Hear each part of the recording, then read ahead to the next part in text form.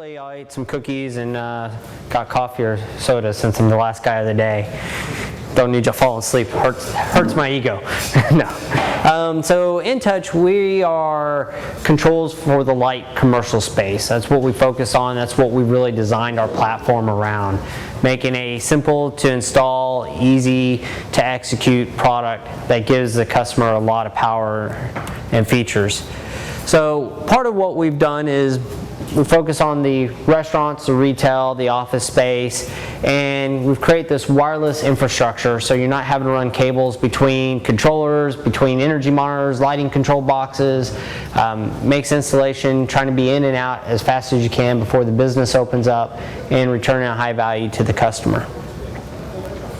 One of the reasons that we focused on the business versus consumers, the market is different, and just the mentality of your residential person versus your business owner, right? So the residential person really likes a lot of flexibility in their schedule, needs to be able to come and go as they need to be, where a business needs more of a lockdown control. They need the security, right? What we find all the time is when units are left unlocked, staff walks by, cranks it down, 20 minutes later someone walks back by, cranks it up, and it swings throughout the day. You don't really have control over it. There's always in permanent hold. Schedules get rewritten, not necessarily on purpose, just kind of the course of how people react. So plus, on top of that, most business owners really don't have an idea of what their electricity is costing them. How are they using it? Where is it going? What portion goes to what? Why? Because they get their bills, an account payables person is probably paying their bills for them, and they may see it on a quarterly basis, maybe whenever. Electricity is one thing that you always pay, because it's one thing without it you don't have a business, right? So you can't be a restaurant and have your electricity cut off on you, because then you can't serve customers. Same with retail. So a lot of these bills over time have just become a pay it as I go, unless it just falls out of a range, and even then it usually doesn't.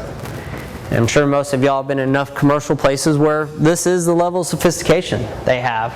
I still find Mercury stats in tons of places, and the ones that when they have a security policy in place, they've put this nice little plastic box around it that if you look really closely, it falls off in your hand because the staff has already figured out how to break it off and get it back so nobody can tell. You get the calls when it's hot, right? It's during the middle of summer, during the middle of winter, and the stuff just doesn't work anymore. So now you're having to rush to take care of that customer versus being a little smarter about how they do. And their bills, their big data, how they're tracking their business, what they're doing, is just a pile of paper that's in a filing cabinet, which is really unique since every piece of their business, just like your business, you know what parts cost you, you know what labor costs you, you know all the other variables around it, except how you're spending money on your electricity, your operational expenses. But it is an area that you can really control. The problem is most business owners haven't thought about it. They don't recognize that yet because it's not on their forefront of their mind. It's not what's keeping them up at night. So having systems that can do it in a simplified way is very important. It's becoming increasingly more important. One of the things that we see, and numbers come from DOE as well, as you go down in the square footage of a facility, the cost per square foot goes up significantly. Why? Because you have less managed products out there that can help the customer do their job. When you're in the big building downtown high-rise, you have boilers, chillers, you have nice control systems all really managing that. But when you're in a medium box, small box, restaurant, they don't have anything. Best case, they have a programmable thermostat that might have been programmed at one time. Who knows if it's still actually programmed today. So what Entouch has done is created a very simple, easy to use platform. We've kept the head-end controller looking like a thermostat because everybody in the business knows how to use a thermostat. How we wire into it is just like a thermostat. So that way it makes installation very simple. You don't have to be a rocket scientist to get it in and get it out. Then we add on pieces such as our lighting control, our energy, and our thermal monitoring devices to be able to do a wide range from monitoring refrigeration equipment to monitoring boilers or chillers. and then the remote access. And that's one of the biggest pieces to it, is the ability to see everything, see it at one time. So a lot of multi-facilities, you get one simple portal, it all comes there, you can interact with it easily, it gives you advanced alerting. And since we're wireless, we have the ability for the adaptive control, so they can communicate within each other. We can push upgrades as need be to keep up with the times of technology. As we launch a new product, right, a year ago we didn't have our lighting module. We launched it at ASHRAE this year. Well, in theory, everything could have been outdated out there, but it's not, because we're able just to push a new program to it via the web, and now it's update. So now if that customer wants that new feature, they can add it on. And our platform, keeping it simple, right? We don't want too many different SKUs and different things. These businesses are fairly simple to begin with. So think of Stromquist here, it's office with some warehouse. If you start adding on too many monitoring points, it gets out of hand, right? They need some basic control to make sure things are running right, get the alarms, get everything set the right way and control, make sure lights are coming on and off at the right time. But having 10 points around the room, not so much important to them, right? They need a couple points to make sure it's right. So our cloud-based energy management system starts off with the Entouch 1 head-in, and then everything else wirelessly networks into there. So as you add in more thermostats, they can either be a gateway or right into the main. You add on your energy monitoring, and typically what we recommend to customers is pick up your entire building. Okay, well, I get that today when I get my electric bill, right? I can see what my bill was. Yes, you can, but you see it chunks a month at a time, and you see it at minimum 15 days later than you've ever used the last piece of it. So how are you able to react to that? Are you able to control that? Whereas what we give is real-time information, and then we summarize it down so you can see exactly what's happening. We break it down into vacancy and occupied time frames, because one of the biggest things that we find is in the vacancy hours, when a business is closed, they're wasting 30 to 40% of their total bill.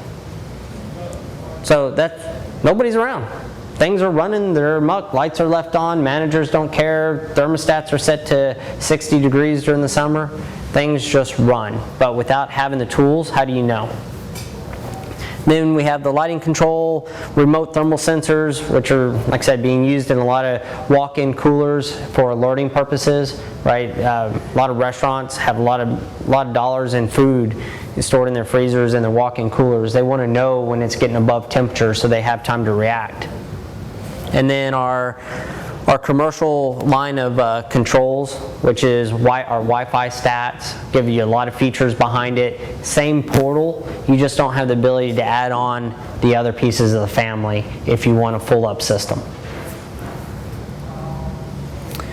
Now what we do a little bit different than a lot of people out there is really the dashboard, the interaction for the customer.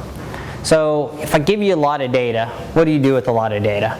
Once again, back to these customers don't know energy, they don't really understand thermal, they know how to run their business, whatever that business is. So what we try to do is really boil it down to what is easy for them to use. So summary data, high-level alerts when something's not running right. You get run times too long. If we're using supply sensors, we can tell when the system is not optimized or performing the way it should be because the output temperature is too high. We could get the whole security features. We can tell when a unit's been unlocked, right? So it sends an alert to say, listen, you need to remotely relock it, check your schedule, reset those passwords. Beauty of it is because how it's designed, it really was designed in a way for multi-facilities to make their life easy as well as the guy who owns just the one and who plays with it on their iPhone. The person who owns multiple facilities needs to be able to do things in global views. So I need to push, we're closed on Thanksgiving or we're closed Christmas. I need to be able to push that one event out to all of them at one time. I don't have time to go around and set every thermostat or every lighting box. I need to do it simple, fast, make my life easy. Same with alerts and passcode changes and really drilling down into the different items that you have. So this is an example of our summary data. So as we're taking energy and we're taking it every minute and pushing up to our cloud and our unit, it starts building up and you get a lot of line graphs. Well, what are those line graphs? Well, they're great data, especially for you when you see an alert or your customer says, hey, I think I may have an issue, you can quickly log into their system and see, listen, my second stage is calling, but I don't have a power call associated with that. I see I have power for stage 1. Now you've eliminated half the factor of what's going out there before you even show up on site. But from a customer point of view, it's all gibberish to them. So what we've done is really create simplified graphs. We summarize all that data into them for dollars, for kilowatt hours and dollars, because we think in dollars. We don't think in kilowatt hours. I need to know that it's costing me $12 at night or it's costing me $50 at night. And that's why we're breaking it down into your vacant versus your occupied, so you can see relative to each days. And then we overlay a temperature graph on top of that, so you understand how that is affecting you. And then in our lower graphs down here, what we start showing is the ability to categorize data, right? So am I using it in my kitchen? Am I using it in my HVAC, which I have turned off, figures, or my lights? How am I using that? Well, this gives you a relative idea to each other. Now you can start planning. Okay, listen, I have a piece of equipment going out, or I need to make a decision on changing out my lights. So what is that ROI? If I'm using now $50 a day and I'm supposed to use $20 a day on this new system, now I know, right? Or I've had a lot of customers put us in, use it for the monitoring, and they'll come back and they'll change out the lights in one location just to see how that was done and make sure it actually is matching up to what they expect. I've started seeing a lot of that now with RTUs. So in your business, you have one unit that you got to replace on a facility, and the others are just as old, they're just as bad, but the customer doesn't want to replace it because they're thinking, oh, it's going to cost too much money. And it does cost a lot of money. But these are tools that you can actually use to show them how they start affecting each other. So now you put in the new one, you're putting a CT around the new one, around the old one. Now you actually have comparison. You've just put a brand new SEER 16 unit in there and they have a SEER 10 or SEER 8, whatever it is, depending on how old. And now you can show the actual power difference between the two and help them build the ROI cases, why they need to move forward and change their equipment out. So this is an example of all that data, right, that you get. And you can have a lot more because you can monitor anything and everything that has electricity. What we usually recommend monitoring, as I said, primary, all your air conditioning units. If you're a restaurant, your exhaust fans or your makeup air, your lighting, if you have a nice single lighting panel. And then beyond that, it really becomes more of the customer's preference of what they really want and monitoring how they're going to put a PM plan around it. But this was an example of a burger chain that's growing fast, that they were growing so fast they didn't know if things were set up right, weren't set up right, but they were kind of going down the path. Listen, we're moving things, we don't see a problem. But one of the things that we were able to find for them by looking at the energy side and not just runtime was that the exhaust fans were causing their air conditioning system to kick on in the middle of the night. So if you had just looked at the HVAC, you would have seen it coming on in the middle of the night. You would have got an alert that it's coming on in the middle of the night, but you'd have no idea. It was a kitchen unit. Kitchens are always hot. Could just be natural that. But in reality, what was happening, the exhaust fan was kicking on because the thermal set point was set too low. It was set to about 78 degrees, so as soon as it got up to 78 degrees in the kitchen, the exhaust fan would kick on in the middle of the night, pull in more hot, humid air, causing the air conditioner to kick on. And you'd have that throughout the evening, back and forth. So little issues like that arise over time. A lot of times if a place has been commissioned properly on day one, which sometimes it is, sometimes it's not, you won't see that. But over time, things break and they start losing control of each other. And I'm sure this is one that you see all the time because we see it quite more often than we would expect to see it. Regardless of what the stat is trying to do, right? Calling for heating or cooling, the blower motor's running the entire time. And we found it because somewhere in the past, someone came along and wired it up that way. They decided to bypass it. They tied in multiple things together. Sometimes it's a contactor that's stuck. So a lot of different reasons this happens. but you find it, and you're able to see that what's happening and what's going on within the system. And now you're going, wait a minute, why are we using so much energy? Where's it going? And once again, the alerts are important. So saying all that, it's all great if I have all that, but how does it impact the customer at the end of the day? One of the things they really care about, ROIs, right? And they need the comfort and control, and their ops people always recognize they need the comfort and control, but they always have to convince somebody else in the company, well, we're going to spend money. Back to the ROI of equipment replacement. This is some of the ones that we see. So in Jason's Deli, right, a 6-month payback. It's fairly rapid. We typically say it's under 2 years to be on the safe side. We on average see it's, with what most of our partners tell us, it's about a year, maybe 14 months, somewhere right in there. So it depends on how far out the customer is versus what they're really doing. And what's amazing is they may have one location that performs really well, but on a whole, they usually don't. So kind of give you an idea of where we kind of see the different product line and mix fit. When you're in your casual dining, your quick serve, it's really on that full EMS side, right? Which is kind of out there and different, because now you're talking about, not only am I looking at a stat that's either a Wi-Fi stat or has a Cat5 backhaul or GSM, but now I'm adding an energy monitoring, which is a little bit more complex. So why do I want to add that, right? What benefits are there for me? I'm adding on lighting control. Is it important? A lot of these guys find that very important, and one of the reasons why, consistency throughout their network and their organization. So when you're looking at a lighting control box, it's not going to have a great ROI, but it's going to ensure that your lights are on at the right time, that your signage comes and your parking lot lights come on, and you're not relying on the old time clocks that you used to have, that when there's a power outage, even if it's 15 minutes only, it's off by 15 minutes, and you build up enough of those. Now daylight savings time comes and you're off by an hour plus whatever. So having the whole internet connected solution allows us to maintain times, schedules, visibility, so that we can see that things are running right. But as you get into your small box and your schools, really what they're looking for is more basic control, right?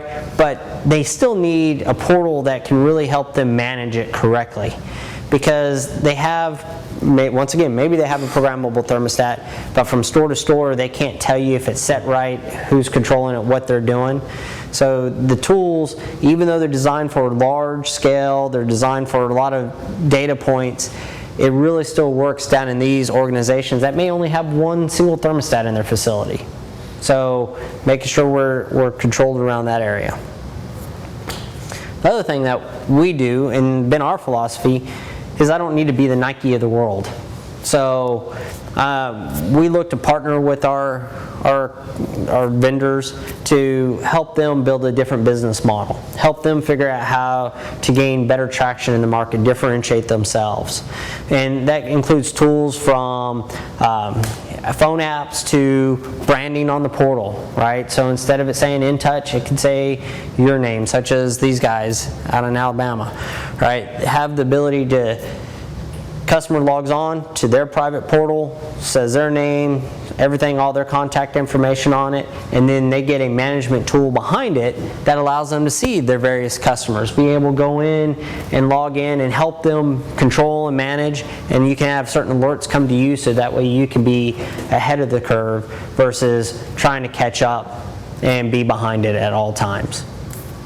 So instead of getting the phone call at 8 p.m. at night, hopefully the system should have already told you a couple of days before you really started having a problem that you got an issue. Now you can properly schedule being out there on time. So some of the differences between us and some of the others, really where we start differentiating is how we lock it, because it's a custom password, the pieces that we can add on into this base system. Right, so when you move up into the Johnson controls and the higher end Honeywell products, great products. A lot of our creation and ideas, looked at how they were inspiring the big building. But what we tried to do was boil it down into a package that was easy for you to quickly install, be in and out, and easy for the end user to use. because once again, they don't have time, they're not paying a lot of attention. You're probably lucky to get them to give you 10 minutes of your time once you've installed something to make sure it's set up right. So it has to be quick, easy to go. Big thing is the multi-facility, being able to see a lot of things at one time, the maintenance alerts.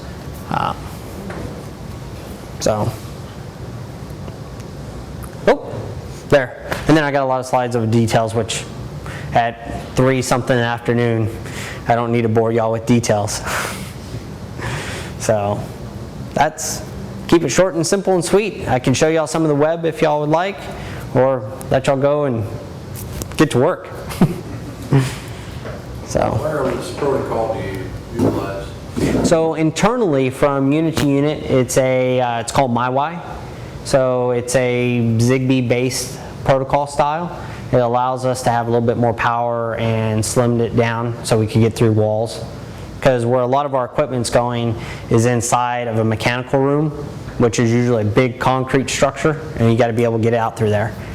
And we found Zigbee struggles with that because of the overhead packets. And then we use up to the cloud is just your standard Wi-Fi backhaul, 802.11, AB, AGN. Those are. Do you mind doing the run through for 5 minutes? Nope. Happy to. Let's see. Let's try to figure out how to get this a little smaller here. Come on. Oh. Gotta learn how to use my own laptop. All right, so. Is this licensed software? No, so that's a good question. So our software is free. Consider we have a free portal and then we have advanced portals, right? So our larger customers require more enterprise-based look and feel to it. The guys who own 2 to 5, 10 usually can get away with the free portal, which is everything I'll show you here is on our free site. So that way, once it's installed, it's done. This is kind of our dashboard, and it washes out always on a projector. I don't know why, but from this point, you get a quick look at what's happening in the facility. Right now, you have what my total energy is pulling in the building right now. So it helps as in there's areas, and I can't remember if this area is one of them or not, where the utility company, how they charge upon peak and when they charge upon peak, right? Helps customers understand what's happening. But then I get a 7-day history of my energy, I get a 7-day history of my HVAC runtime, and we break it out into that vacancy versus occupied. You're not going to do a whole lot during the day on the energy management side of life when they're occupied, right? They're open for business, they got to do whatever they got to do to make money. But when they're not there, that's when time you can affect them quite a bit. There's little things you can do during the day, such as sequencing, which help on distribution charges. But for the most part, you're really trying to drill this down to it's not much, right? So most businesses should be under 10%. Now, what we typically find, they're around 40%. Also, at this level, I would say 95% of everybody who goes to our site, this is the page they land on and do most of what they need to do. Because from here I can quickly make temperature adjustments because maybe it's hot or cold. I can see if it's online. I know what the status of the system is. But as I drill down, I can really drill down into, is this coming across? What the system's doing. So I know if it's in occupied mode, if it's following schedule, or if someone's come up and touched it, right? So we know when someone's changed the temperature and we log it. So part of what I didn't really touch on, when you lock our unit down, you're locking a range of temperatures, right? So from a +-1 to a +-5. That way the staff has a little bit of control, but not too much. But we know every time someone touches it. So we actually track that. We know if the fan's in auto circulation mode, we know humidity, we know our set points.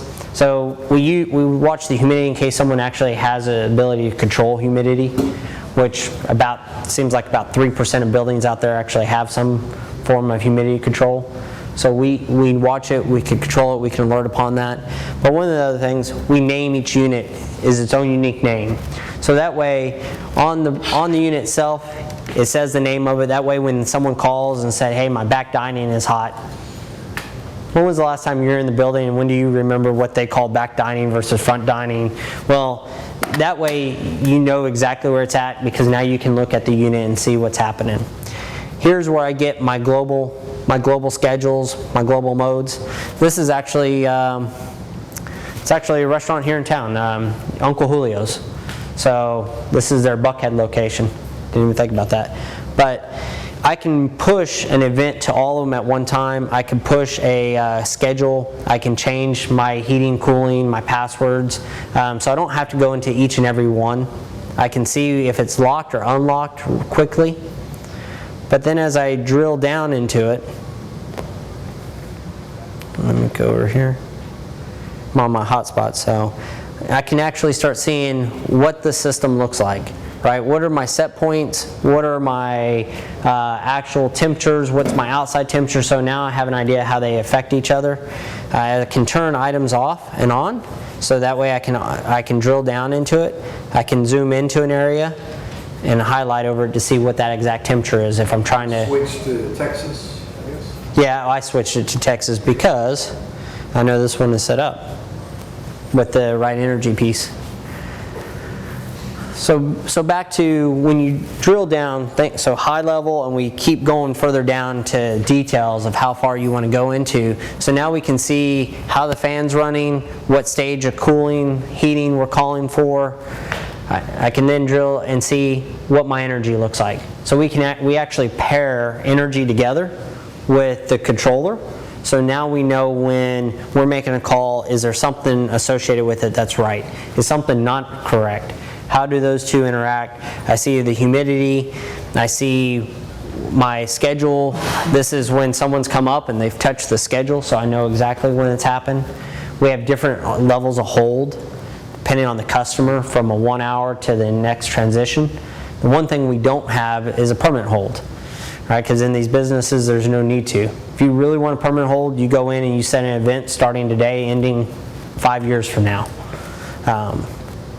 But once again, we don't ever recommend that because you're not open that much. So I can switch between 7-day views. I can go back in history. So into the free portal, they get 120 days worth of viewable. In our paid service portal, they get the lifetime of whatever data they have. And you could actually restore it if you wanted to anyway. Right. So the one thing I didn't, there's a button here you can download. Right, so I can download that to a CSV file. And this is where you start getting into month views of my energy, my categorized energy. So as I turn things off, I can see how, like here, my lights are $62 a day on average.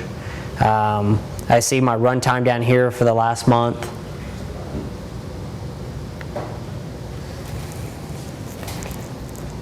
Kind of back to lots of details. Now, one of the things that we didn't design it for, but we're finding more and more people are using it for, is this whole voltage monitoring piece here, right? Because of brownouts and spikes. Because since we're watching it all the time and we're reporting on that data, you can catch when there's something happen. So when a phase drops out, and now instead of just arguing with the utility company that, listen, my compressor went bad, and I know it locked up, because y'all are telling the customer, listen, there's a phase dropout, that's a problem. The utility companies just go, this gives them the tools now to say, listen, right here on this date, we dropped out. Let's talk. That's what data is about, right? Helping customers be better about what they do and how they do it. So when we're monitoring total power load, we're actually looking at power factor, how good of a building it is, how balanced. We see what the load is at any given time. So as I kind of highlight over here, I can see what my total kilowatts are at a given time. If I back up into here, now I get to see what my runtime has been for the day. How long my HVAC has been running, whether it's been cooling, heating, fan, such as center dining has an extra 150 minutes of fan today versus everything else. I get to see relative to each other how each system runs. So now over a course of time, why do I always have one that never runs, right? So their north fireplace is significantly lower than everything else. Right? They're getting a lot of overcooling out of their center dining that's powering everything. So balance of flow, how's the facilities doing? I get to see how my run times are on a day-to-day basis at a quick glance. Once again, I can go back in history on all this stuff. So it makes life very simple. When you have an alert, right, it pops up. So, and this is assuming that they didn't set up any alerts to be emailed or text message to them. They're just, I'll log in, I want to see what's happening. The alerts are showing up there so I can quickly then figure out what the alert is and drive over to it. And it tells me I have a maintenance alert, loss of communication. So something's happened in that area. What's going on? Now the system will automatically recover. It'll sit there and keep trying until it recovers. It also, one of the other things is when you lose the entire store, right? It goes down because the internet was bad. That's fine. Our system runs independently, right? It uses the cloud to send data up, to get data, for you to make remote changes, but it doesn't rely on the cloud to make decisions. All the decisions are still stored locally. But on top of that, if you do lose your internet for some time, because the drunk guy took out the pedestal, then data still constantly be stored inside the unit. So it stores up to 32 days worth of data. So that way, when it comes all back online, it syncs up with the server, so you don't lose any of this data. So then you know exactly what's been happening in your facility. Of course, you get history, a history of your alerts, your active, your history, your configures. And then if the customer wants is large enough, right, and they want an enterprise portal view because they have locations across, they would subscribe to this service, and then you quickly can see which units, which areas have active alerts, which ones don't at a glance. So you're not having to try to drill down into each one. Now at each facility you also get to set up 3 different alert people. So you could be on the alert side of it. So it says, I need to know when I have an HVAC that's running too long, right? Kitchens are a bad example of that because they always run too long. But what we have found that some customers, they don't change their filters quite as frequently as they should. You actually get alerts because if you're using a supply temperature, it drops down too low, right? So the systems work perfectly great, but now it's dropping in, below 40. It's going to that freeze up. Fan belts are loose, right? These little things help your customer be a little smarter about what they do and maintain comfort across the board. Good. Oh, and when they have the enterprise, when they have this view as well, they get reports against each other, so then they can quickly see which units are using the most energy or using the most runtime, so now they can balance everything.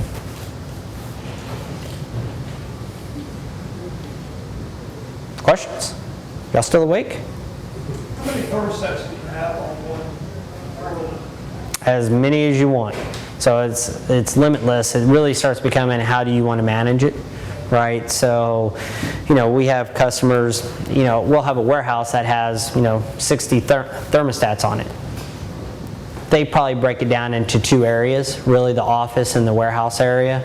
Dealerships, car dealerships that have a ton of stats usually wind up breaking it down into, I have a body shop, I have a detail shop, also partly because they have completely different schedules, and so it just makes it easier for the manager of that facility to quickly look at different things at one time.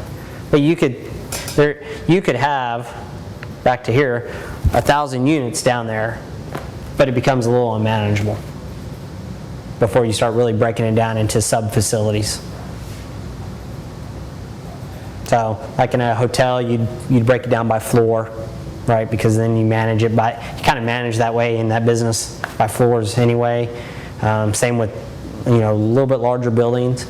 Now, our sweet spot is really anything with a DX system, right? So whether it's split or RTUs, we don't try to play in the chiller world, I've had people use us in that, but it's not our forte. It's not what we try to be good at. Usually when they're using us on the power side, because for every one of these that you buy, you can add 4 energy monitors to it. And 4 energy monitors gives you 32 subloads plus 4 main loads. So you can get quite a power reading off of it. We've been doing a lot of schools out in New Mexico where they're putting in it just for watching their boilers, their chillers, their chiller pumps, right, and their lighting, just to make sure their buildings are meeting LEED certification. Thank you, gentlemen. Appreciate y'all's time. If you need to control it or measure it, Stromquist & Company has a control solution for you. With over $2 million of inventory between our Georgia and Florida locations, an easy-to-use online ordering platform, same-day shipping, and a factory-trained team of controls experts to answer your questions, Stromquist & Company continues in its tradition of offering great service and great products.